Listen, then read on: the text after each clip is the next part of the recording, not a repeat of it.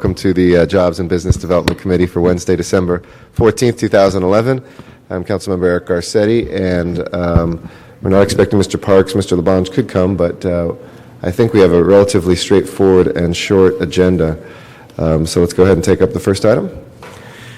Item number 1 is a motion Garcetti-Labange relative to the Office of Finance working with the CLA to develop an online survey on how the city can best aid businesses from all 9 business tax classes. All right. Office of Finance, want to come forward? Okay.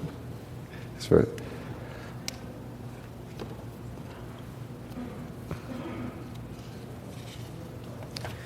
I know we often ask a lot of different departments, and certainly Office of Finance has its hands full. But tell me a little bit about whether you've ever done a survey like this in the past and what your capacity to do this would be. Well, good morning. I'm Pete Galang, Chief Tax Compliance Officer 2 from the Office of Finance. And as of now, we still don't have any information, and we are going to meet with the CLA's representative in order to develop this online survey. Okay. Great. Well, that's fine. We'll go ahead and move this forward.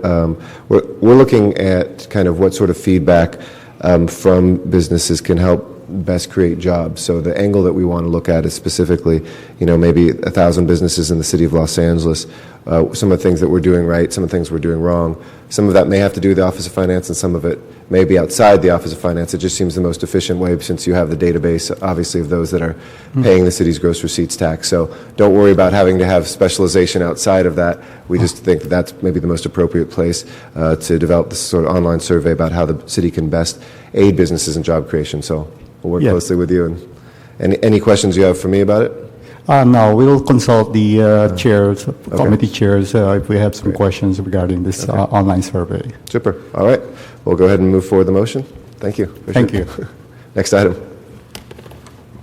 Item number 2 is a motion Garcetti-Cárdenas relative to requesting the CLA to work with the Community Development Department, Community Redevelopment Agency, and the Mayor's Office on the city's efforts to focus on small business creation and on business cooperatives as an economic development tool.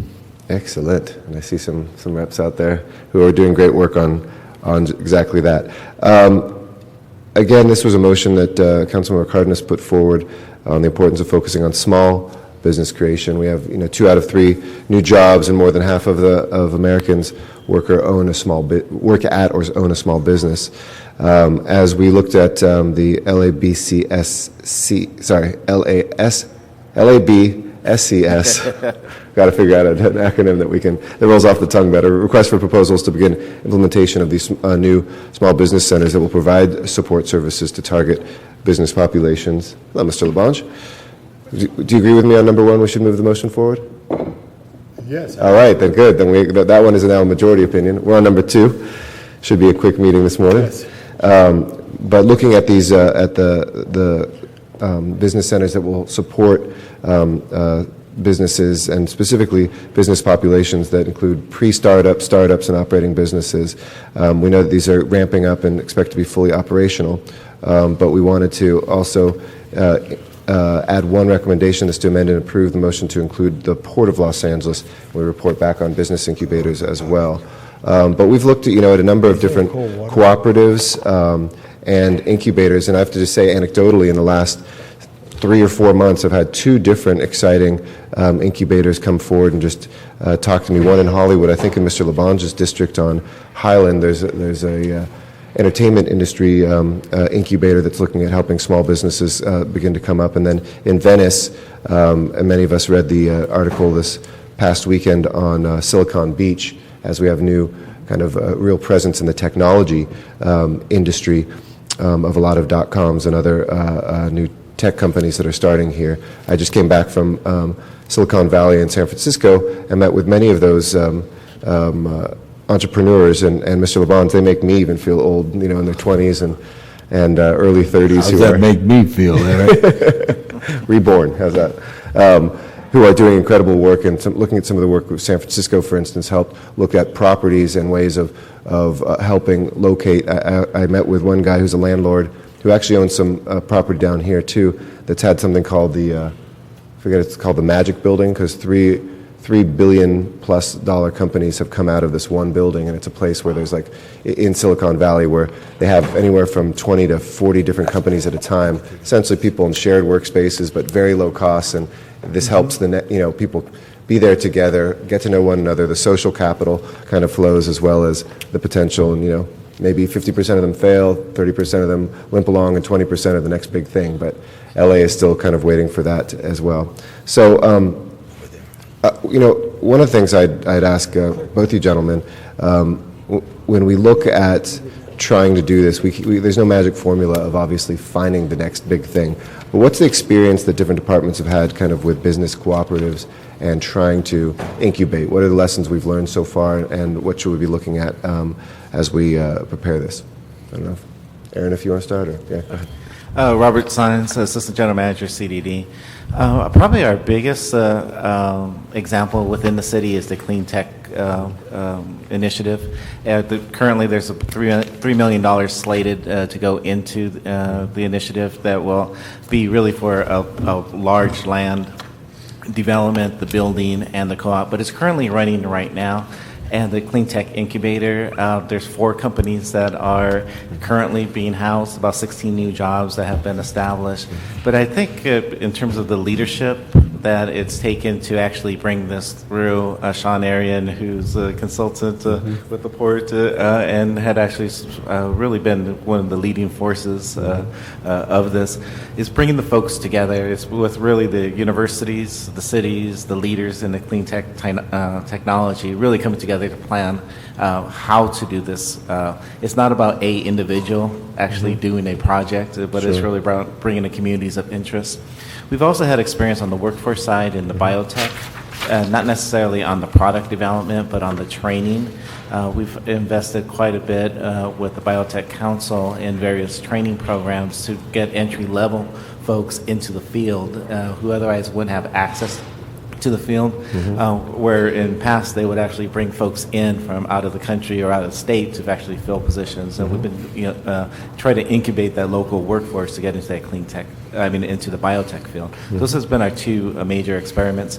The third one that we actually started conversations has been on the entertainment industry, and we did link the entrepreneur, because it's a private sector business, with one of our Business Source Center leaders, MCS. So we made that initial contact last week, and we'll be able to start that conversation.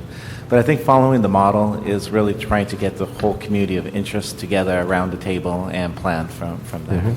It is a heavy initial investment, but I think there's a real payoff in terms of the growth, and I think for us, watching the Clean Tech Incubator will be probably our best lesson learned. We've had fits and starts on Clean Tech Incubator. What are the lessons learned kind of what are the fits rather than the starts? Yeah, I think in terms of the fits, partly is time and having some concentrated efforts with it. I do know that it really did take from a number of individuals, but there was no one person, I would say, from the city side that was actually leading it full time. I know Sean really did lead it, but he did it from various positions that he's has as well as a consultant. I think one of the recommendations, and looking at the biotech side of it, where the Biotech Council has, I don't get his name wrong, but Amir, that is the leader of the Biotech Council, and really is kind of the focal point. But he does that as a full-time intermediary, position. I think if we're going to look at a particular field, we have to make the initial investment in terms of the human capital of a staff position or a consultant position that's going to be able to lead this over time. Okay. Thank you. Good morning. Aaron Gross, Port of Los Angeles. I just wanted to thank the Council President for adding the Port of Los Angeles to this motion. I'm actually not the subject matter expert on this, but when this comes back around, I'd love to have either the Executive Director of Port Tech Los Angeles or the Deputy Executive or the Vice Chair come and speak on Port Tech Los Angeles. Just to give you a quick snapshot of what we do, Port Tech Los Angeles, it actually started in January of 2008. It's a public-private partnership started with the Port of Los Angeles and the Chambers of Commerce in Wilmington and San Pedro. And we tend to focus on incubating small businesses in the areas of the environment, energy, security, and logistics, with the hope of helping small businesses, creating jobs, and pushing forward as an industry leader in trade on all the components that we do. As the nation's biggest port, we're able to take advantage of that and hopefully change the dynamics of how trade is done, clean the environment, clean how we move cargo, but also the logistics industry and security industry. Obviously, security is a big issue down at the Port of Los Angeles, and so we hopefully can help small businesses grow and create new technologies to help us do what we do. And I know we have Alex Paxton here from the CRA, who's worked on the Downtown Clean Tech Incubator. I don't know if you want to come to the table too and join the conversation. So I've been looking at a number of these. I've looked in Cleveland. I've visited ones in Silicon Valley, San Francisco, New York City, looked at Austin. There's a number of different approaches, and there's a number of different roles that government plays in doing these. And part of what I want to try to develop from this is having some point people in departments and a working group that would really look at shared lessons across these, even as we look at different sorts of incubators. Because, I guess an open question for all of you is, aside from the city's direct involvement financially in supporting incubators, either through the real estate acquisition or build-outs, what other opportunities do any of you think that there are in supporting private incubator projects? Because, there's certain things the city can do, but as more and more I see these really be successful things from the private industry, but what role can we be playing? One of the areas that we're looking at is really on the financing side of it, in terms of financing the micro businesses, and that has a long legacy throughout the world, actually. We as a city have not done that. Our financing has really been on large-scale retail projects. So we're looking and having conversations now with other investors in terms of banks and using their community reinvestment funds to actually do a small micro financing for that individual entrepreneur that's just starting up, and would be a very low cost, low risk in terms of the total dollar amount, but could actually spur some energy. So that's one area that we are looking at right now. Our last experience obviously was Community Development Bank with that, which was not micro, but it was, at the timing of it was tough because, we invested just at the end of the dot-com boom and most of our stuff went bust. And yet it doesn't mean that that's the wrong approach. Any thoughts about that sort of I was just talking to an expert on these last night, coincidentally, who said, while the timing was bad by the city, the impulse wasn't. Do you have any thoughts one way or the other on that? Well, I do think that as we look at any investment, we really have to look at it from the bottom line and the numbers, and to actually do the strong underwriting, to actually see the probability. We should not be any different than how any other investment group looks. We shouldn't have, I would say, external influences, either in terms of favorite subjects or favorite areas, or doing it on a whim. We need the strong analytics behind the projects. Yeah. Ms. Paxton? I wanted to add a couple of points. First, to the one you were just making, which is that I think one of the tough things in emerging industries is that there is a lot of risk by nature. And I know the whole Solyndra story gave everyone pause, but in fact, when you're dealing with new industries and new fields, you're going to need to tolerate a certain amount of failure to hit some successes. And I think, understanding that, both in the financing climate, in the real estate support side of it, is hard, but it's important. And being willing to, certainly to have an analytic base, but to know that you're going to make some risks and that some things maybe not pan out, but other things will, is important. And the other role that I think is important that we've learned through Clean Tech LA and the incubator is the role of convener. And that's a role that I think,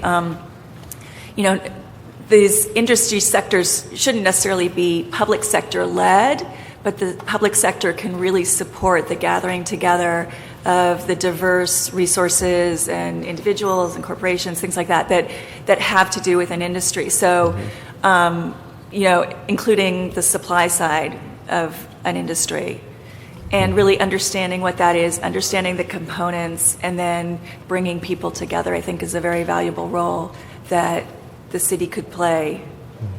Yeah. Great. And Councilman, to sure. add on to that point, we've actually had a very good success down at the port with bringing people together. I think I forget your name. Alex. Alex's point about government being the convener, I think, is a very good point. Our Port Tech conference that we actually had our second annual Port Tech conference where we brought companies together, being the facilitator, having them talk to each other and find synergies, I think is important and can help not only continue conversations, but can help with the momentum for a citywide and a regional approach for incubators. Okay, great. Mr. Lange? Well, I think the key is to know the field, to know what's out there. And I just got in the mail the other day a letter from a local realtor saying, we've sold X, Y, and Z. They have statistical information. All of you read the Los Angeles Business Journal, correct? Yes, sir. Because that's a real important guide to look at that's what business people read. So we try to look at that. I was thinking the other day, the biggest complaint that I hear, Eric, is the challenge for someone to get into business for a variety of reasons. There was a signal at City Hall that says, we help people get in business. Come here, to that one person. That may be very helpful. And I know the mayor's business team and the mayor's offices, dating back to Mr. Reardon and Mr. Bradley, Mr. Hahn, Mr. Villaraigosa, especially now with Matt Koretz, I believe, leading the way up there, has been aggressive in trying to help people, because that's the one thing they get interested. If you walk into Glendale, it's a shorter steps to get an answer than it is walking into Los Angeles. That being said, we have to be schooled for that, real good. I don't know how much schooled you are, Aaron, than your counterpart in Long Beach, but you have to be schooled on that. I would just say if we could try to look at that factor, and also to look back, because this was a business, and I know they were meeting. Dave Lara was meeting, and it was business in your district. And I thought, in 1960, there were this number of restaurants. Let's say they were average, I don't know, I'll throw a number out. There was 150 restaurants, in a neighborhood of Hollywood. Now there's 1,000 restaurants. Restaurants are a big business. How do we help restaurants in a special way? What are the businesses on a block? You got to look at small, from CDD to big, at the port and beyond, in all those different areas. And the village concept for Los Angeles. I'm fortunate to represent the 4th District, which John Farrar represented for 35 years. And there's a lot of villages: Los Feliz Village, Toluca Lake Village, Largemont Village, etc. But also in talking like with Mr. Parks, what he tried to create at Lemert Park Village, some of these village concepts. So I think we have to look at that to try to be very quick and try to help people. And the one thing, if you help people from your roles, then they appreciate that in a great way, that we respond. So that's something I think as in your departments you have to try to articulate. I would just like a statistical analysis. I know in 1960, you know what the number one business in 1960 was in Los Angeles County? Agriculture, believe it or not. I mean, Cerritos was Dairy Valley. Yeah, LA County, not LA City. And Cerritos was, in 1960, was 150,000 cow. And by 1970, it was 15,000 people. So all this changed, the aircraft industry, all of that. I mean, somehow we have to help our department so they don't have to do the same research, and maybe the legislative analyst office or someone, so we know some of our past to look for the future. I was here when Melrose Avenue was the hottest street in LA and on the West Coast, but it wasn't the city. It was created by people who were taking a chance. And what changed Melrose Avenue was parking restrictions. It helped to balance out and protect the community. What you've done in Hollywood is you've tried to pile as much parking in the commercial zone so you don't impact the neighborhood. There's these balances that have to take place there. And also the other thing too, who's the biggest landowner? You look at the railroads. What are the railroads going to be in 100 years? Are they going to be pretty much the same? Are they going to be different? how are they going to work? I think you have to almost sit back and look, take the tie off and look at what you think the future is going to be. What has drastically changed in our lifetimes here as the redevelopment of basically the centers concept, which Cal Hamilton was a city planner, where you see centers in West Los Angeles, in the San Fernando Valley, in points in and out of the city or next to the city, whether it's El Segundo, which drafts off of the success of LAX, or Torrance, which is right next to the port in a way, Long Beach, etc. So you have your work cut out for it, but I think the most important thing is that we should be with a hand to help. Los Angeles is a hand to help people and try to find their way, because it is tough because we're in a global economy now, and what happens, and it's not going to go back. It's like the internet. It's like the internet. It's not going to change. The internet is a rush, powerful water. The water doesn't turn around; it just goes one direction. So all this is changing in how we try to help people reach their dreams individually, but also reach our community goals, protecting neighborhoods, environmental goals, et cetera, et cetera, et cetera. So any questions of me, since I'm an expert? All right. Okay, thank you. Thank you. All right, we'll go ahead and move the I'm item not forward. an expert. I'm not an expert. I want to strike that from the record. Mr. Clerk, strike that. But when you said you were feeling old, I found this on his desk. I'll read ahead. It's never I'm too feeling old, so It's never too early to plan your retirement. All right, thank you very much, and we'll look forward to working together to get that report. Thank you. Appreciate it. Thank you. Hey, Alec, Item number 3, please.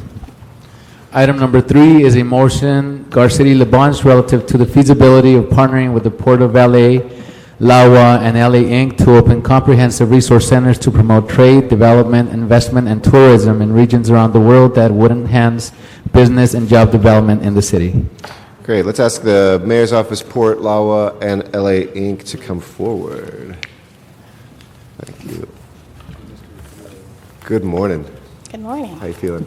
How are you? Good. Good to see you all, bright and early. One of the timing on this is actually great because the mayor will land, I'm told, at 1:30 today, from a very successful and important trip to Asia with business leaders and others. I think Mr. Labange and I have been on a number of those trips ourselves, and in the past there's been a stronger presence, permanent presence, of Los Angeles abroad, and as we continue to strengthen our ties and our closeness in terms of our economic development in the future to the west of us and to the south of us and continuing abroad. One of the things I'd like to begin exploring is the potential of opening up kind of trade, development, investment, tourism offices, some sort of permanent presence that we've had and we have to some degree, but in the major cities, it's something that time and time again I've met with Korean and Chinese investors, people who are ready to invest in real estate, in startups here, but really don't have the on-the-ground knowledge here. Maybe they'll get here, and then they'll contact good people in the mayor's office and elsewhere who can help them, folks who can assist them at the port, et cetera. But I wanted to just kind of throw out to you all for what sort of input you'd have, is looking at what sort of centers we would have and could have, what sort of, obviously the financial burden of keeping those staffed. We'd have to in some ways be able to loop back from what they produce in increased tourism and increased trade and increased investment to be able to sustain these centers. But I think, we had them in the Han administration for some reasons that when those were controversial, we've never really rebuilt that. And we never expanded them, obviously, beyond the cities that we had. So either from the perspective of trade or tourism, development, investment, any of you have thoughts on the concept and how we can structure some of this moving forward?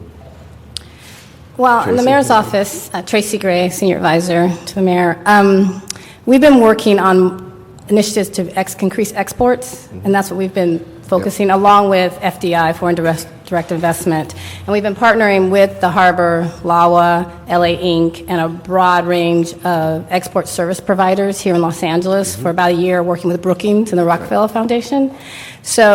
And we've been working with your friend, Assistant Secretary of Communities, and we've been trying to bring together an initiative to increase exports. So the business team is always looking at ways to have FDI here and increase investments, but we've been focusing a lot on exports, exports from our education, our tourism, to service providers, to the 12 different industries that we feel are the growth industries there. So if there was going to be anything out in the other markets, the other countries, we'd work with LAWA and the Harbor and LA Inc. With the offices they have there now, and possibly work on more about exports and how to help our companies reach these markets. 95% of the customers right now are outside of our domestic market, and 80% of the growth is outside of here. So that's been a major focus for us. It's very expensive to have trade centers. Even commerce doesn't have a very good trade center and all that. They're mainly around promotion and not around business and increasing business in our country. So I would add, good morning, I'm Craig Jondal with the Port of Los Angeles Director of Business and Trade Development. Just for your knowledge, the port does have representatives overseas. Correct. Yep. And they work very well for us. However, they are solely focused on trade, solely focused on our customers, and essentially an extension of our business development team. So just wanted to point that out in case you weren't aware of it. No, I am, and I've interacted with those to some degree. The issue would be the folks that I know who are very big in terms of trade with the port and Los Angeles abroad also are oftentimes the connectors to folks who would be willing to invest here. And the investment classes are different sorts. I mean, we have state-owned funds. You've got individual people of high net worth. You've got businesses. But that said, it's a relatively small world in those cities in terms of who are those folks who drive some of the capital flows. As such, some of those people, and we often contract those people, correct? That's correct. Some of those people could also, in terms of the overhead, because we know the costs have been prohibitive in the past. I've seen other places beginning to have a presence where if somebody comes in and says, hey, I want to invest in Hollywood. We had the largest fund in China come to Hollywood, for instance, and it's a very prestigious place to invest. They were looking at hotels, they were looking at real estate development and other things, but really had no idea what they were doing.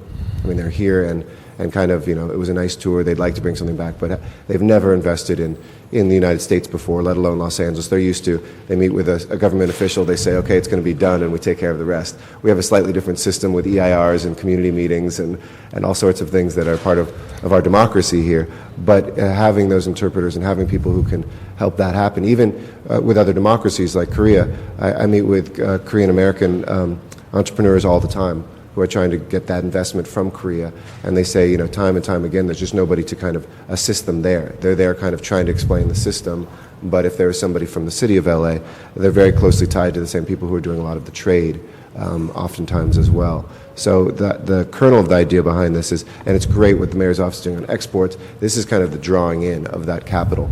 And that happens sometimes just on its own in organic ways. We saw in the 80s with Japanese capital, but right now there's a real missed moment, I think, with Chinese, Korean, some other Latin American capital as well that's looking for places to land right now, doesn't just want to own T-bills, and then we've got projects that are entitled, ready to go here on the ground, people who want to visit, a whole host of different issues. So I appreciate the port piece. I do know that those folks are out there, but exploring this will also mean talking to some of those people and seeing whether or not they have the capacity to expand some of what they do, the services that they would provide. Should somebody walk into that office, if it had a different name than just Port of LA, which I know you can't, you have limited what you could do with the funds that are the ports, but certainly the city could cluster that together. I don't know, in terms of on the tourism side, if LAWA has ideas or thoughts on that and increasing that presence, which is important for LAWA's business as well.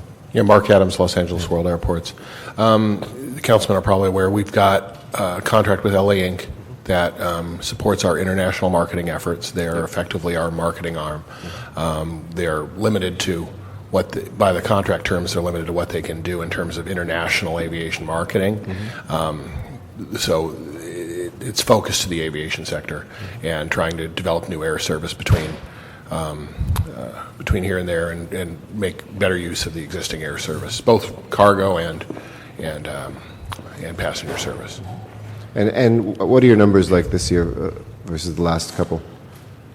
This year, at LAX and frankly Ontario, international is up this year. That's one bright spot at Ontario, and international at LAX is up. It's single-digit percents. It's I think like 5%, something like that. But it's encouraging. We are having, as you may have read in the paper, having challenges with customs and processing inbound passengers. Yes. And that remains a problem, and we are looking for ways to try to solve that. But that's a local issue. And domestic back in D.C. But our international marketing effort remains strong, I think, and LA Inc. does staff offices in various cities, and they support our marketing efforts there. So, Bon, do you want to add anything? Very much. I think it's real key, again, to look at the information, the numbers of people. It is about in the Port of Los Angeles. Yes. Port. I was in Japan with the Port of Los Angeles, and they had people who were like your deputies, very personable, very open, very charging, and my deputies too, and all our deputies. People who are to know the neighborhood in the sense of the thing. So to get that there, I think there is a wall, whether it's visible or not, between. You got to go hard against the trade because it's really focused as opposed to tourism, which is somewhat different on that issue there. I do hope, and I know we're having our infrastructure day, I think in January. I'm going to put in a motion today to tell all departments to be statistically ready, because statistics drive all kinds of information, which I hear is a positive of what is happening in some respects. When you talk about the Panama Canal being widened, one of the biggest challenges they have on the other end of that is the logistics that we have in the West Coast, I'm told by professional people. And that means the railroad and the connections to the trucking industry and the interstates and all of that's here. I think we should also highlight that because it's a partnership with the federal government. Just like Mr. Rosendahl was very concerned about the long waits, as you are, Mark, at LAX, because the staffing variations. We're partners with other entities of government. So I think all this helps us as we map out. But Los Angeles always has had its hand out to help people, and we should continue that method to welcome people in a variety of ways, and it all is a positive. But I think it's the one, and not they weren't invited here, but the one agreement would be our tourism team of LA Inc. to make sure they focus it. Next year, I believe Powwow is coming, if I'm not wrong, which is the international promotion there. I also think, and I know the Port of Los Angeles, and I think the airports did a report some years ago, how deep the job base is throughout the region. How much in every part of the region it benefits by the port. The three things that make this city is the water and power, the Port of Los Angeles, and the Port of Long Beach, and the airports. Those are driving economic forces. I just want to ask a question. Has anyone ever thought of combining both ports? Does that benefit Southern California? I mean, I know it's competitive between Los Angeles and Long Beach, but there's a lot of consolidations in the world. Would that be a positive or a negative for us? Well, there's certainly been discussion in the past about that, about the combination. As far as being negative or positive, I could only say that from our standpoint, being the number one port in the country, let alone the Western Hemisphere, that I think that would maybe not be seen as the most productive. I got that, but what's if you're number one? What's Long Beach? Number two. Number two. By Los Angeles is generally on average 1 million containers more than Long Beach. New York is number 3. Savannah number 4. Mm-hmm. What's number 17? In the country, number You could have 16. said- what is it? In the world, 16. Los Angeles number 16 in the world. 16 in the world. What's the number one port in the world? Shanghai, China. Shanghai, China. So all this is important to see. And how long does it take the ship to come across the ocean usually? From Shanghai, it's 12 days. 12 days. And how much is one of those boxes you see on the back of a semi on the freeway? What's that? Right now, on average, from Shanghai to Los Angeles, about $1,800. That box? That's The correct. ship?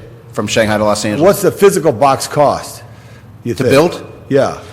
I don't have Several that. $1,000s. I mean, the infrastructure. He's just there waiting to is- stump you now. No, it's I'm waiting. unbelievable. As you gave me, you love the made game. fun of me, Eric, about age a little while ago. When we were kids, the trip that we took as family members was to the port, and you would actually see the cargo in big nets, and there were hundreds of longshoremen, guiding it. Now it's a container. That's right. Exactly changed.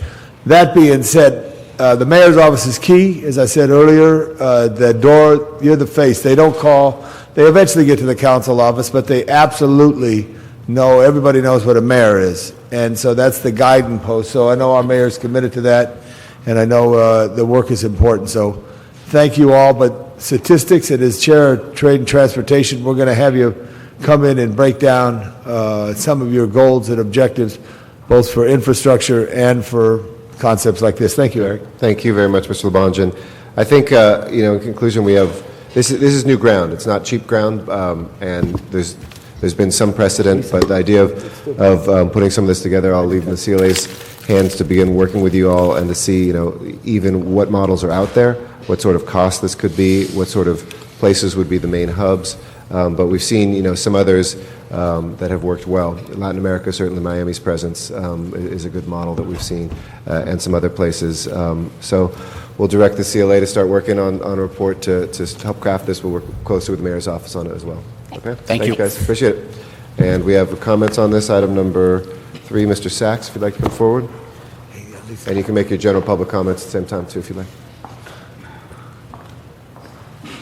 Good morning. Good morning. Thank you. You might have read yesterday's newspaper about Occupy LA, Occupy the Ports, and their concerns with the SSA Marine Company. It's a shipping company, and their concerns about Goldman Sachs owning, and no relationship to this Sachs, but that's a different story. The point is that Goldman Sachs owns 49% of that shipping company, and the percentage of that 49% is made up of pension funds.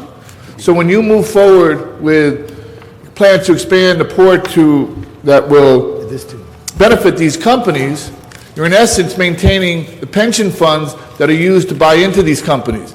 Now, if they own 51%, the pension fund, then it would be I don't know. Then the parameters of the company might change because it'd be using government funds to own a private company. Coda, the new Chinese manufacturer that's coming to the LA, subsidiary of the Chinese military arms manufacturing. The problem you have here is you sign binding land agreements with non-binding development agreements. This is today's daily breeze. No room at the inn for the USS Iowa celebrants because there's no hotel rooms in San Pedro. They're moving the hotels. The people are staying in Long Beach. Why is that? Don't you have a redevelopment agency? Isn't that part of their problem? This is the same thing that happened over here with the LA Arena, with the convention center. AEG owned all the property with a binding land right of first refusal, but not a binding agreement to make development. Ontario Airport was mentioned. When LAX owns the landing, sets the landing rights fees for landing, you talked about the containers, Mr. Labange, $1,800. How about the container fee? $3 a container you're supposed to be getting that's been waived. When LAX sets the landing fees at Ontario higher than LAX, people don't want to fly the companies don't want to fly to Ontario because you're not talking about 1 or 2 pounds, you're talking about hundreds of thousands of pounds, and those dollars add up. Thank you. If you like, I can do my public General, comment. yeah, go ahead. You can do your general. Let me just ask you a quick question. Where'd you go to high school? New Jersey, East Brunswick, New Jersey. And when did you come out to California? 83, just for the Olympics. Came Really? out early for the. Well, I came out here on vacation and then I stayed for the Olympics and I ended up staying. What'd you do in the Olympics? What I do? Yeah. I was working as a waiter at the Hilton when a brand new Hilton opened up at the LAX. LAX, good. But I did go to a couple of events. I went to see Carl Lewis in the prelims for the Good. 4x4 relays. Right, good. Fantastic. And Good job, Arnold. Thank you. but can I public comment? Yeah, go ahead. Public comments, sure. Okay. 2 things. Two things. You did it on the 7th of December. You took quite a few actions on your agenda regarding film development. And this story was in the Daily Breeze, I believe, maybe it might have been the LA Times, on the 14th of May this year. Disney Oz to film in Michigan. project will move ahead because budget cuts won't affect the studio's tax credit. That's welcome news to Los Angeles-based Raleigh Studios, which has just opened a $76 million studio in Pontiac, Michigan, where Oz will begin filming in August. The production will fill up most of the studio's 7 stages. So you're making agreements with the film industry, and they're moving production facilities outside of the city of LA, and the county, and the state. Who's the winner there? Then I'd also like to point out, and I read this article in the County Board of Supervisors a couple of weeks ago. This was in the New York Times from December 1st, 2011. For outsourcing giant, shoe is on the other foot. New Delhi. Every 3 months, India's Prime Minister, and I'm not even going to go with this name, meets with a special panel assigned the ambitious task of figuring out how to produce, pay close attention, 500 million skilled workers over the next 2 decades. 500 million, 2 decades. 25 million workers a year. What you got? You got 1%? You got 0.1%? You got 0.1% of 25 million workers you're going to produce jobs for here? 25 million. And you know what? The company that this guy heads is illegal according to the standards of India. What this guy calls genius, others would call dysfunctional. We got dysfunction, that's for sure. We just don't have jobs. New York Times, December 1st, 2011. Thank you very much, Mr. Sachs. Front That page. will close our general public comment, and that will conclude this meeting of the committee. Our full council, sorry, we'll move. Yeah. The committee is approving items 1, 2, and 3. Yes. And for item number 3, just for the record, is also referred to the Trade, Commerce, and Tourism Committee. Great. And number 2, we added the port 2 as well. We amended, as amended. Yep. Okay. Cool. All right. Thanks very much. We'll begin our council meeting. I see some people already arriving for our city council meeting. We'll begin that in about 15 or 20 minutes. Thank you very much. This meeting is adjourned.